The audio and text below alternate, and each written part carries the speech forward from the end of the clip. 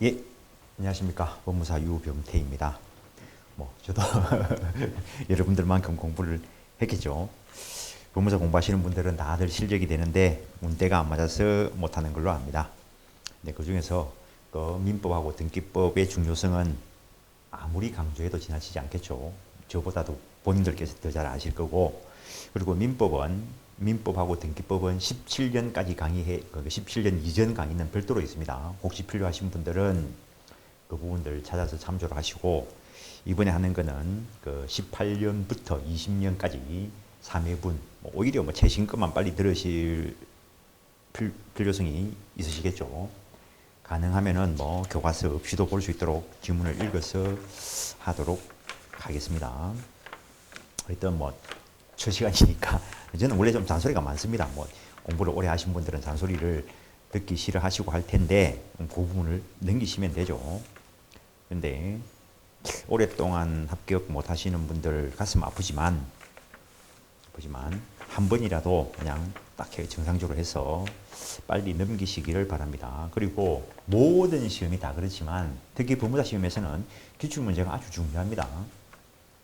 작년부터인가 20년부터인가에서 제도가 바뀌어가지고 시간이 길어지는 바람에 커트라인도 올라가고 또 조금 더 강한 것이 있기는 하겠지만 그 전에 보면은 1차 문제는 기출문제 플러스 최신 판례 정도만 해도 커트라인을 넘길 수 있습니다. 제도가 조금 바뀌어서 바뀌고 난 이후에는 잘 모르겠지만 일단 그 18년 이후의 문제만 지금 보는 시간이니까 교과서로는 505페이지 그 권리 쪽과 관련해서 그 기출문제집 505페이지에 있는 3번 문제 보시겠습니다. 505페이지에 있는 3번 문제 보시는데 신의칙과 그 발생 원칙에 관한 다음 설명 중 가장 옳지 않은 것은 하는데 저는 눈이 안 좋으니까 그 책을 보면서 하는데 본인들은 화면을 보시든지 아니면 교과서를 가지고 계시면 교과서를 보시면서 보십시오. 이제는 눈도 안 좋아가지고 항상 그냥 독서용 안경을 끼고 생활합니다. 옛날에는 안경 바꿔가면서 했는데 다 초점 렌즈를 끼도 별로 도움이 안 되는 것 같고 그냥 아예 그냥 생활을 독서용으로 끼고 삽니다. 자, 3번 신의칙과 그 파생 원칙에 관한 다음 설명 중 가장 옳지 않은 것은 임차권 양도에 있어 양도인은 그 임차권 존속기간, 임대기간 종료 후의 재계약 여부, 임대인의 동의 여부와 이에 관계되는 모든 사정을 양수인에게 알려주어야 할 신의치상의 그 의무, 신의칙상 고지 의무가 있다 이거죠. 신의칙상 고지 의무를 고의로 위반해도 사기가 될 수 있다는 거, 그런 거 한번 생각해 보시는 거고, 일단 1번은 옳은 말이고 2번 회사의 임원이나 직원의 지위에 있었기 때문에 부득이 회사와 제3자 사이의 계속적 거래에 발생하는 회사의 채무를 연대 보증한 사람이 그 후 회사에서 퇴직하여 임직원의 지위에서 떠난 때에는 연대 보증인은 특별한 사정이 없는 한 연대 보증 계약을 일방적으로 해지할 수 있다. 신의칙의 파생 원칙이라면 권리남용 금지의 원칙, 사정 변경의 원칙, 실효의 원칙, 모순행위 금지의 원칙 이런 것들이 있는데 사정 변경의 원칙과 관련되어서 계속적 거래 관계에 있어서 계속적 계약, 여기서 신의식상 해지와 관련되는 권한이 있다. 그와 관련된 거고, 법리를 사실을 먼저 공부를 하고 법리를 이해를 하고 그것이 그 법리에 해당되는 판례인가를 파악할 수 있어야 되는데 요즘 공부하시는 분들은 법리는 이해 안 하고 판례만 외우려 하더라고요. 문제죠. 일단 2번 옳은 말이고 3번 계속적 계약에서 계약의 체결 시와 이행 시 사이에 간극이 크고 경제적 상황의 변화로 당사자의 불이익이 발생했다는 사실만 인정되면 사정 변경을 이유로 계약을 해지할 수 있다는데 사실만 인정되면 이런 거 아니죠.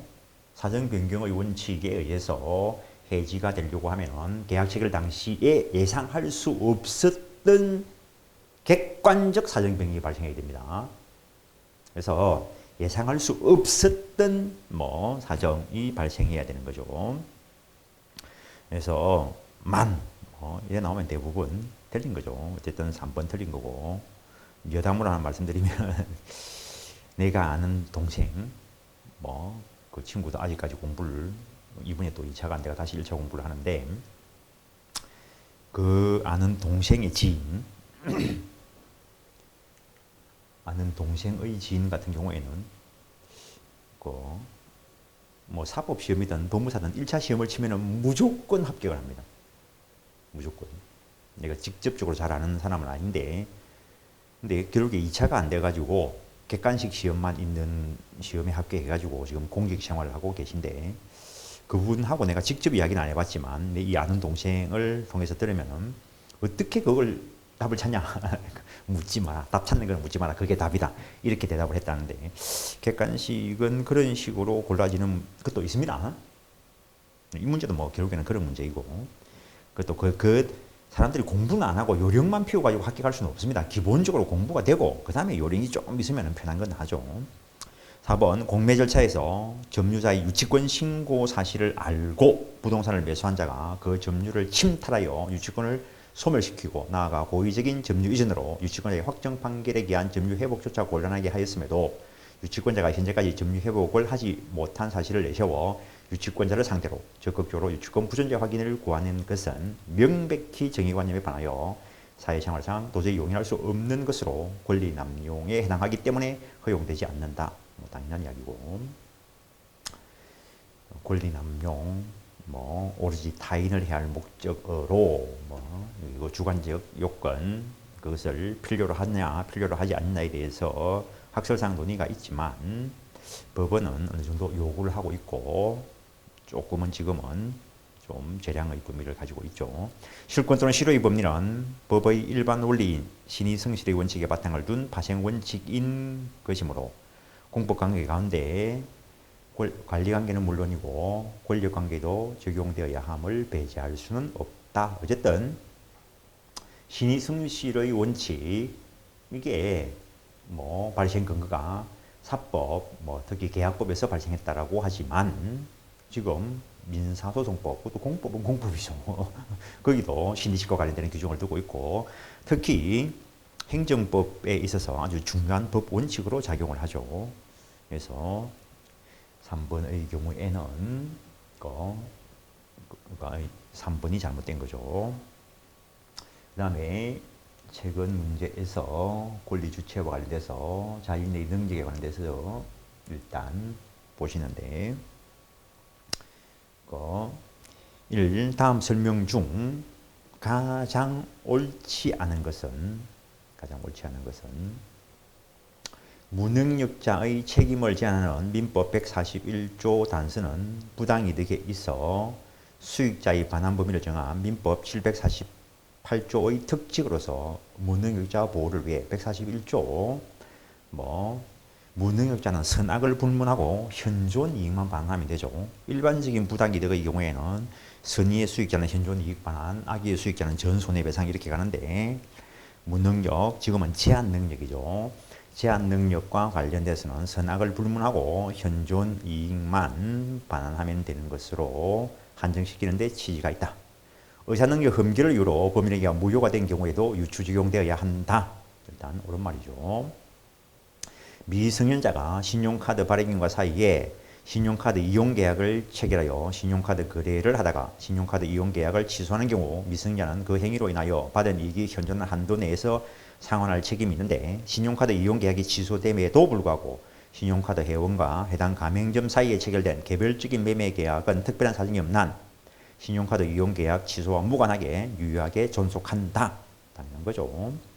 신용카드 발행인의 가맹점에 대한 신용카드 이용 대금 지급으로서 신용카드 회원은 자신의 가맹점에 대한 매매 대금 지급 채무를 법률상 원인 없이 면제받는 이익을 얻었으므로 이러한 이익은 금전상의 이득으로 특별한 사정이 없는 한 현존하는 것으로 추정된다라는 거.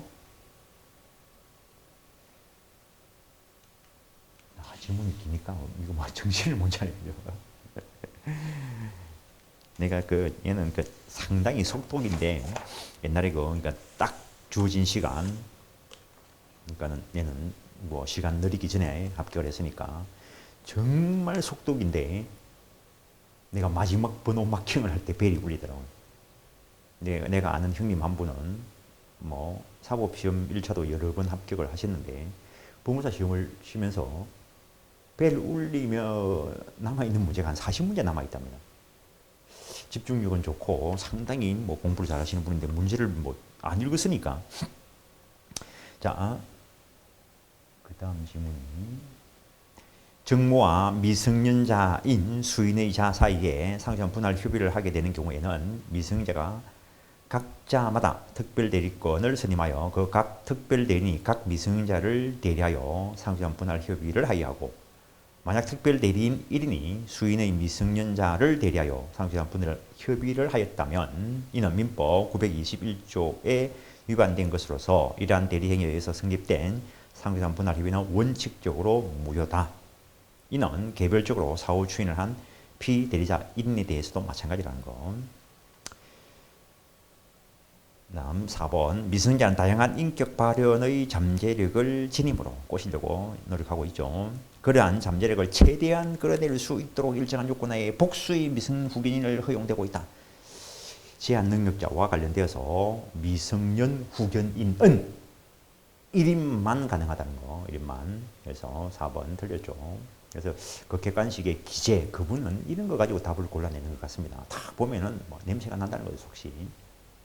4번 잘못되어 있고, 정려는 정리자와 수정자 간의 계약으로서 수정자의 승낙을 요건으로 하는 것이므로 대하에 대한 정려에 있어서 대하의 수정행위가 필요한 것인 바, 민법상 개별적으로 대하의 권리 능력이 인정되는 경우에도 그 권리 능력은 대하인 동안에 없고 살아서 출생하며 문제된 사건 시기까지 소급하여 그때의 출생과 같이 법률상 간주되므로 대하인 동안에는 법정 대리인이 있을 수 없고 따라서 법정 대리인에 의한 수정행위도 불가능하다.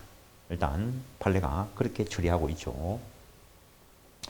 어쨌든 뭐 태아가 사람인가 아닌가 그건 일단 변론으로 하고, 태아인 동안에 뭐 권리 보호하는 방법으로서 일반적 보호주의도 있고 개별적 보호주의도 있는데, 옛날에 사법시험 공부할 때는 이런 것들 다 공부하고 있어야 되는데 요새 이런 거 공부하는 사람 없죠. 나는 우리나라 지금 법 공부하는 방법이 좀 잘못됐다 생각합니다. 아유 뭐 그렇든 말든 뭐 일개 강사가 그러든지 말든지 뭐. 그래서 요 태아인 동안에 우리 법은 개별적 보호주의에 따라서 몇 가지를 인정을 하고 있죠. 불법행위로 인한 손해배상 청구권, 그 다음에 상속과 관련돼서 대습상속, 그리고 유류분 이런 것들 연결되죠. 그 다음에 뭐 사인정려에 대해서 논의가 있는데 판례는 일단은 부정하고 있고, 그와 관련되는 판례가 지금 그거죠. 그 다음에 뭐 유정을 받을 수 있고, 그 다음에 인지 대상은 된다는 거. 인지 청구권은 없죠. 뭐 엄마 배속 안에서 무슨 청구권 행사하겠어 지금. 뭐 대리인도 없는데. 그래서 인지 대상만 된다. 그럼 인지 청구하고 싶으면 살아서 태어나면 되지. 살아서 태어나가지고 그때 가서 하면 되지.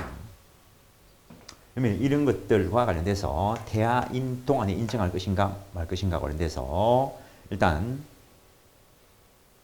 태아인 동안에 인정 안 하고 있다가 살아서 태어나면은 소급해가지고 인정해주겠다. 그게 정지조건설이죠. 판례가 이 입장을 취하고 있는 거죠. 다른 견해는 태아인 동안에 그냥 인정해주겠어. 혹시 살아서 태어나지 못하면 사산하면은 그때 가서 소급해가지고 없애면 되지. 이게 해제 조건설이죠. 이게 일반적인 견해인데, 이 판례는 일제시대 때 나온 판례이고, 일제시대 그 시대에는 사람 태어나는 게 어찌 보면 기적이라는 거예요. 살아서 태어나는 게. 그래서 죽는 경우가 많은 거니까 혹시 운 좋게 살아서 태어나면은 그 자들을 위해서 소급해가지고 처리해주면 된다는 거죠. 근데 요즘 의학적으로 대부분 살아서 태어난다는 거죠. 그러니까 혹시 뭐 잘못돼가지고 뭐 사산하면은 그에만 개별적으로 다시 없던 걸로 하면 되니까 이런 논리를 전개하고 있습니다. 일단 판례는 정지조건설 입장이라는 거. 그래서 논리를 엮고 판례를 기억을 해야 되는데, 논리는 머릿속에 안 담고 판례만 외워가지고 뭐 하겠다는 건지, 실제 나와가지고 사건 접해보면은 황당한 경우도 많습니다. 그 정도 하시고 정신을 좀 차려가지고 맞춰서 넘어가도록 노력해 보겠습니다. 자, 513페이지 부재와 실종 관련해서 그 19년도 문제 1번 실종 선고에 관한 다음 설명 중 가장 옳지 않은 것은 뭐 이런 것도 그냥 뭐 이론상으로 뭐 설명해 보면은 재밌죠. 극단적인 예를 들기 위해서 뭐 82년도에 빠이빠이하고 간 그 애가 연락이 없다는 거죠. 종래 자기 주소지를 떠나서 종래 자기 주소지에 있는 재산을 관리하지 못하는 자를 부재자라 하죠. 근데 뭐 90년 쭉 와서 보니까 이때 이 사람이 부인도 있었고 그냥 애도 한 명 있었다고 보죠. 그런데 82년 어느 날 뭐 어디 여행 갔다 해가지고 연락이 없었는데 90년 쭉 되니까 이 B라는 사람이 이제 뭐 재혼을 해볼까 하는 사람도 있다는 거죠. 이때 이 A가 집도 한 채 있었는데 그래서 한 8년 정도 기다리는데도 불구하고 돌아오지 않는다는 거죠. 그래서 B가 실종 선고 청구를 하는 거예요. 실종 선고 청구를 하면은 6개월 동안 공시채고를 하고 살아있으면 돌아온다 이거죠. 그냥 뭐 쉽게 이야기해서 공시채고를 했는데도 불구하고 아무런 연락이 없으면은 일단 실종 선고를 하죠. 실종 선고를 하고 그러면은 최후 소식 일반 실종인 경우에는 5년 지나고 나서 극단적으로 간단하게 하기 위해서 뭐 연도만 가지고 보는 거죠. 그럼 실종 선고 있으면은 기간 만료한 이 시점부터 사망한 것으로 간주한다는 거죠. 사망한 것으로 간주한다는 거죠. 그런데 만약에 이 사람이 살아서 돌아온다면 이 반대 사실만 가지고 이 간주사항을 번복하지 못한다는 거죠. 그래서 실종 선고 취소 청구를 하는 거죠. 이 경우에는 공시채고를 할 필요는 없죠. 그러면은 이걸 어느 때까지 소급시킬 거냐는 거죠. 만약에 이때부터 살아있는 것으로 하면은 이 사람은 신보다 더한 사람이죠. 살아있다가 죽었다가 다시 살아난 사람이 되는 거죠. 그래서 어느 때까지 소급을 시킬 것이냐 이 취소 효력을 여기까지 소급시켜야 된다는 견해도 있고 여기까지 소급시켜야 된다는 견해도 있고 여기까지 소급시켜야 된다는 견해도 있습니다. 요새는 이런 것들도 잘 소개하는 책이 없습니다. 근데 내 개인적인 견해는 여기까지만 소급시키면 된다고 봅니다. 왜냐하면 여기까지에서는 법적인 방법으로 A에 관한 권리관계가 변동될 수가 없습니다.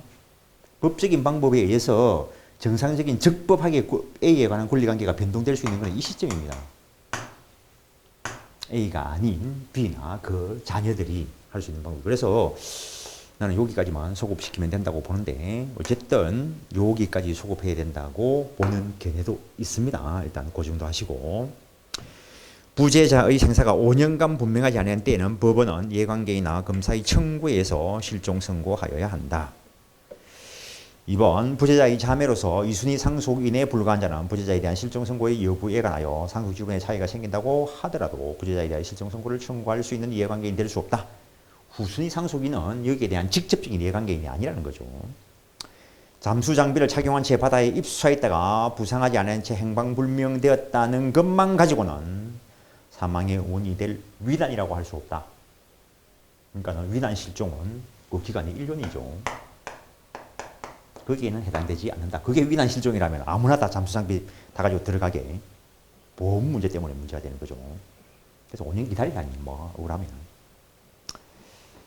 실종 선고를 하여 실종기간 만료 시를 기준으로 하여 상속이 개시된 이상 설사 이후 실종 선고가 취소해야 할 사유가 생겼다 하더라도 실제로 실종 선고가 취소되지 않는 한 이야기했죠. 살아 돌아오는 것만 가지고는 이걸 번복시키지 못한다는 거죠. 취소시켜야 번복이 되는 거예요. 취소되지 않는 한 임의로 실종기간 만료에 사망한 때로 간주되는 시점과 달리 사망 시점을 정하여 이미 개시된 상속을 부정하고 다른 상속관계를 인정할 수 없다. 인정하고 싶으면은 즉 요때 살아서 돌아온 게 아니고 사망 시점이 요때가 아니고 다른 시점이라는 게 밝혀지면 다른 시점이 이때일 수도 있고 이때일 수도 있겠죠. 밝혀지면은 사망 시점이 어느 때인가에 따라서 상속 순위가 분명히 달라질 수 있습니다. 그래서 실종 선고 취소를 해가지고 바로잡든지 할 수는 있어도 임의로 할 수 있는 것은 아니라는 거. 부재자 재산관리인이 부재자의 대리인으로서 소를 제기하여 그 소송 계속 중에 부재자에 대한 실종 선고가 확정되어 그 소 제기 이전에 부재자가 사망한 것으로 간주되는 경우에 그래서